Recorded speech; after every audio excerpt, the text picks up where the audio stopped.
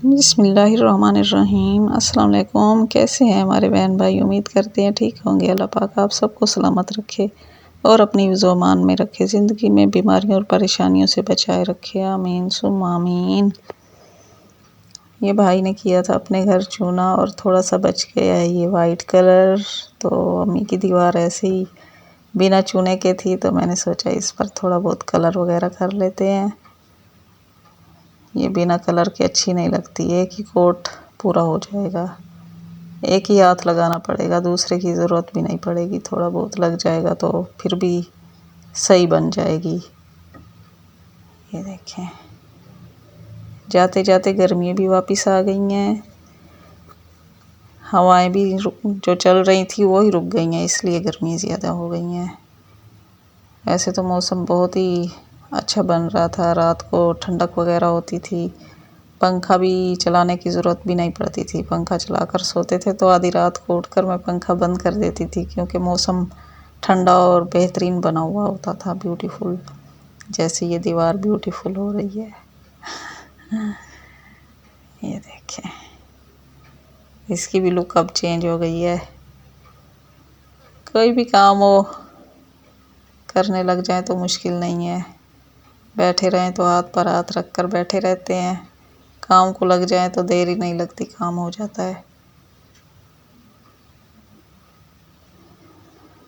मंगल की शाम को मेरी मामी का इंतकाल हो गया है। 5 मेरे मामू थे और 5 मामियाँ थीं। 5 में से एक मामी भी नहीं बची, आखिरी बची हुई थी, वो भी अल्लाह को प्यारी हो गई है। बस एक ही मामू रहता है अब, उसी का मियाँ, वो भी काफ़ी एज का हो गया है। मेरी नानी जो थी ना, मेरी अम्मी की अम्मी, उसने तकरीबन ज़िंदगी गुजारी थी 100 साल के ऊपर होकर उसका इंतकाल हुआ था।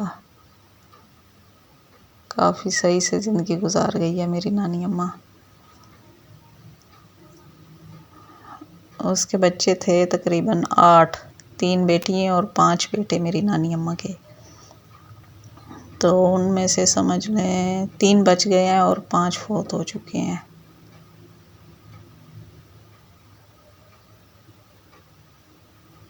दो बेटियाँ और एक बेटा बचा हुआ है, बाकी 5 फौत हो गए हैं। 4 मामू और एक खाला मेरी, 5 जने फौत हो चुके हैं। ये हम पेड़े बना रहे हैं, तंदूर पर रोटी लगवाने का इरादा है।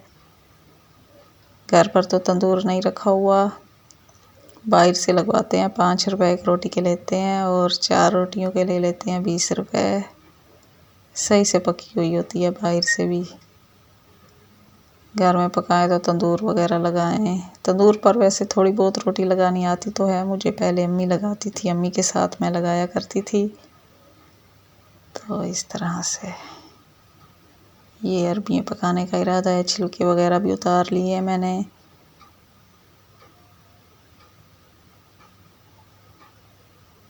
ये अब पेड़े वगैरह बना लिए हैं। बच्चे जाएंगे, रोटी वगैरह लगवा कर आ जाएंगे। अब तो लकड़ियाँ भी बहुत महंगी हो गई हैं। ये मामू के घर से आए हैं, तीसरा दिन था, कल जुमे को ख़त्म करवाया है ना उन्होंने। कल एतवार को होंगे, हाँ कुल। आज तो वैसे हफ्ता है, तो कल एतवार को कुल होंगे। कबूतरी भी उड़कर अपने पिंजरे में चली गई है। ये दाने सूखने के लिए बाजी ने रखे हैं, धोए थे पिसवाने के लिए। अब साफ़ सुथरे हो गए हैं। और ये एक लोटी में से निकाले हैं ना, तो सारे गड्ढू वगैरह और पिस्सू लगे हुए थे। ये सारा देखें, आटा भी निकला हुआ है। ये देखें, हाथों पर लग गया है। सारा के सारे साल की गंदुम है और ख़राब हो रही है, पूरे साल की समझ लें। 3 वैसे मन होंगे, 3 बोरियाँ होंगी बीच में, क्योंकि बाजी अकेली रह गई हैं। उसकी बेटी थी जिसकी, उसकी भी शादी हो गई है मारिया की, और जो मियाँ है उसका, वो दूसरे अपनी बीवी से खाता है। तो घर में बाजी अकेली होती हैं और अकेली पकाती खाती हैं। सालन तो बाजी अम्मी के घर से ले लेती हैं और रोटी खुद बनाती हैं। ये पौधों का भी बाजी को शौक़ है, काफ़ी सारे पौधे उसने लगाए हुए हैं। पहले तो गमले भी खुद बनाती थी। ये बूटी भी बड़ी हो गई है, अब गमले बनाने छोड़ दिए हैं।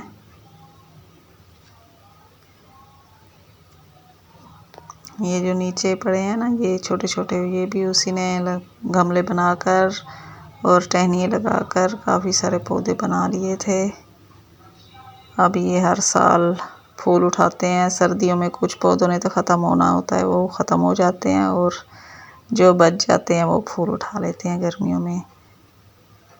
कुछ चीज़ें होती हैं ना, सर्दी की वजह से ख़त्म हो जाती हैं।